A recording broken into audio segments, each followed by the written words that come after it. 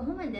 Cake විත් art ඔන්න අපි අදත් යනවා පුංචි බබෙක්ව සර්ප්‍රයිස් කරන්න මෙන්න මේ ලස්සන කේක් එකයි මේ ටෙඩියවයි අරගෙන. මේ ඕඩර් එක අපිට පොඩ්ඩක් ස්පෙෂල්. මොකද මේ බබා ඉන්නේ අපේ ෂොප් එක ඉස්සරහා ගෙදර. ඉතින් එයාගේ විදේශගත වෙලා ඉන්න පුංචිගෙන් තමයි එයාට මේ ලස්සන gift එක ලැබෙන්නේ.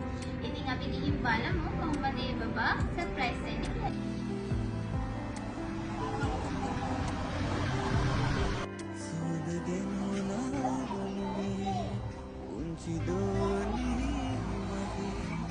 නුඹ ආදාපට ජීවිතේ